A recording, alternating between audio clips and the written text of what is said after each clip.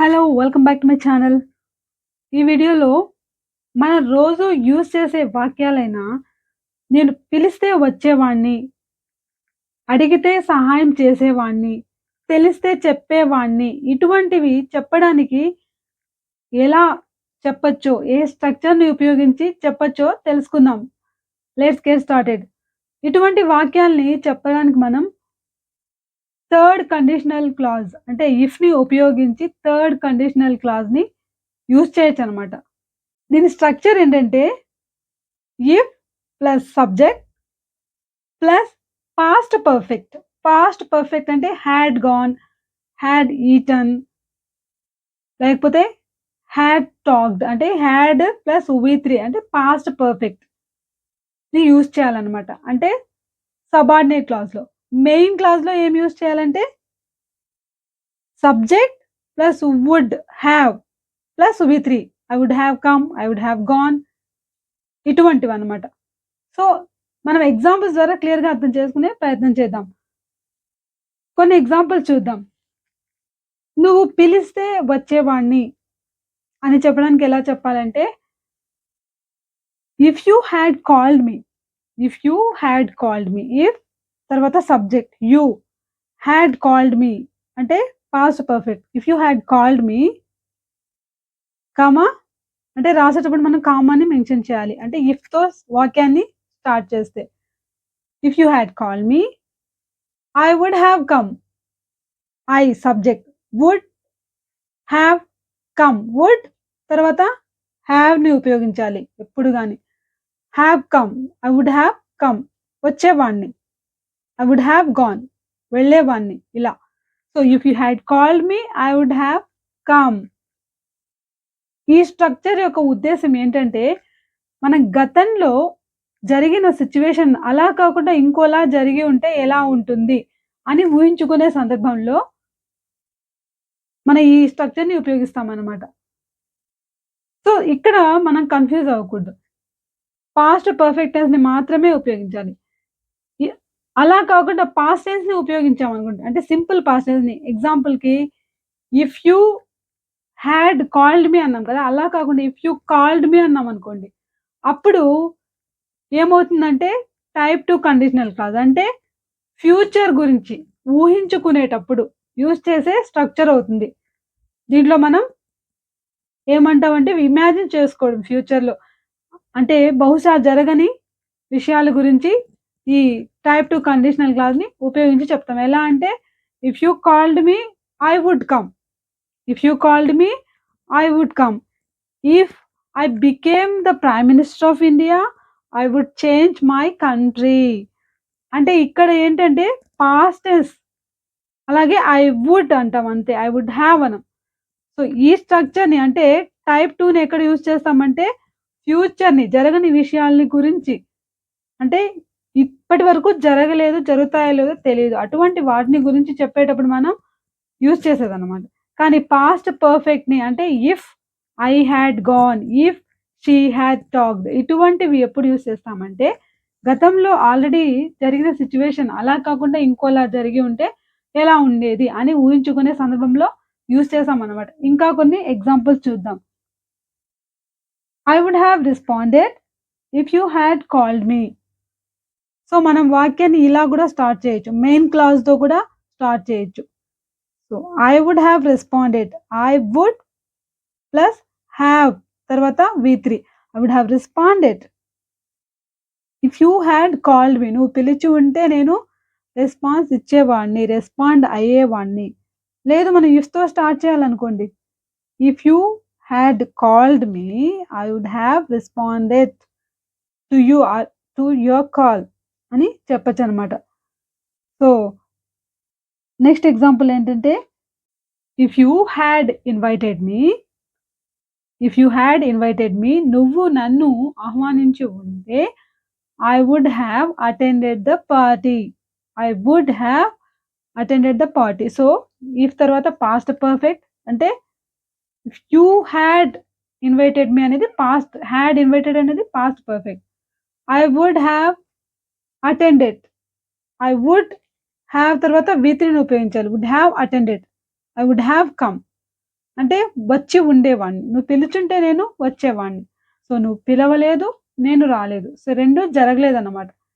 So, ఇలా మనం గతంలో ఇంకోలా జరిగుంటే ఎలా ఉంటుందని ఊహించుకునేటప్పుడు ఇలాంటి స్ట్రక్చర్‌ని ఉపయోగించాలి. So, if you had invited me, I would have attended the party. లేదు I would have attended the party if you had invited me. ఇలా మనం చెప్పొచ్చనమాట.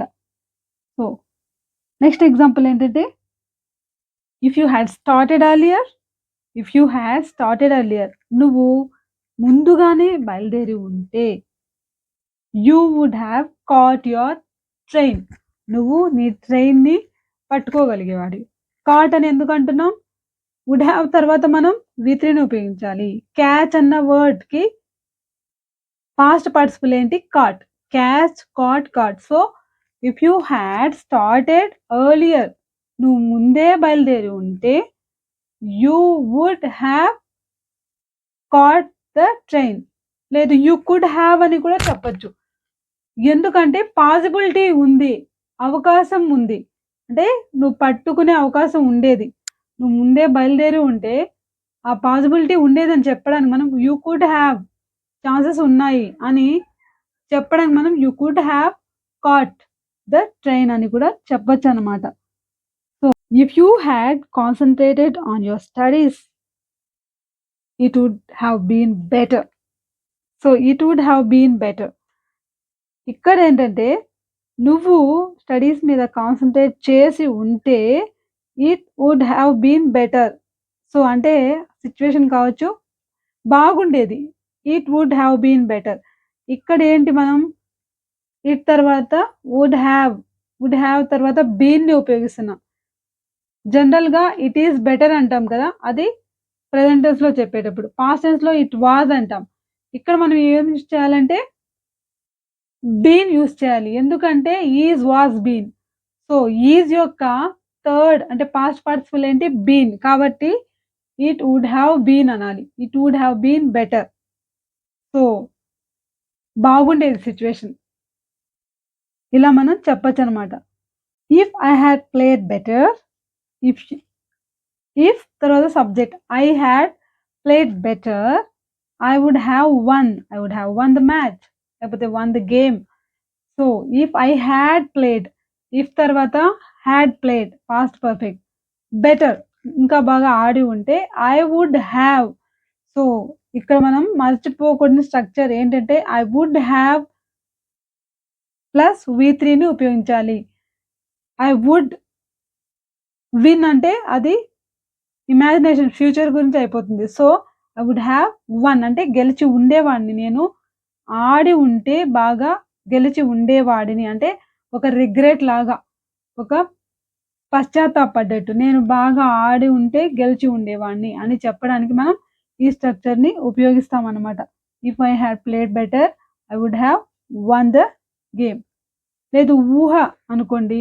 If I played better, if I played better, I won the game. అంటే 2 జరగలేదు.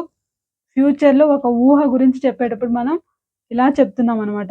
కానీ past పర్ఫెక్ట్‌ని ఎప్పుడు use చేస్తామంటే నిజంగా జరిగిన సంఘటన అలా కాకుండా ఇంకోలా ఉంటే ఎలా ఉండేదని చెప్పడానికి ఉపయోగిస్తామనమాట. If I had taken better care of myself, if I had taken better care of myself. లేకపోతే if I had taken better care of my baby, it wouldn't have got sick. It wouldn't have got sick. So, నేను మంచి care తీసుకొని ఉంటే it wouldn't అంటే it అంటే baby అని లేకపోతే my baby అని కూడా చెప్పొచ్చు. ఇట్ వుడెంట్ నెగెటివ్ అనమాట. సో, నేను కేర్ తీసుకొని ఉంటే జబ్బు పడేది కాదు. It wouldn't have got sick. It wouldn't have got sick. So, negative ఉపయోగించాలంటే ఇలా ఉపయోగించొచ్చు. వుడెంట్ హావ్ అని చెప్పాలి. సో, దీన్ని ఇంకో రకంగా చెప్పాలంటే if I hadn't taken better care of my baby, it would have got sick. So, అంటే నేను కేర్ తీసుకోకుండా ఉండి ఉంటే పాప జబ్బు పడేది అని చెప్పడానికి if I hadn't taken, hadn't negative చెప్పాలంటే హాడెంట్ టేకెన్ కేర్ తీసుకోకుండా ఉండి ఉంటే if I hadn't taken care of my baby or myself, it would have got sick. జబ్బు పడేది. ఇలా మనం యూజ్ చేయొచ్చనమాట. సో, ఈ సెంటెన్సెస్ కానీ, స్ట్రక్చర్ గాని మీకు హెల్ప్‌ఫుల్ అనిపించుంటే ఖచ్చితంగా లైక్ చేయండి. ఇప్పుడు మీకోసం ఒక క్వెషన్. అతను చెప్పకుంటే నాకు తెలిసేది కాదు. అతను చెప్పకుంటే నాకు తెలిసేది కాదు. ఇప్పుడు నాకు తెలిస్తే చెప్పేవాడిని గదా! అని చెప్పడానికి ఎలా చెప్పొచ్చో చూద్దాం. If I had known it before. If I had known it లేకపోతే if I had known about it, I would have told you లేకపోతే I would have informed you. నాకు తెలిసి ఉంటే నీకు చెప్పేవాడిని. మీ క్వెషన్ ఏంటంటే అతను చెప్పకుంటే తెలిసేది కాదు. అంటే 2 నెగెటివే అనమాట. సో, మెయిన్ క్లాజ్‌లోను నెగెటివ్ వస్తది. సబార్డినేట్ క్లాజ్‌లోను నెగెటివ్ వస్తది. దీన్ని ఎలా చెప్పాలో కామెంట్ బాక్స్‌లో తెలియజేయండి. Thanks for watching.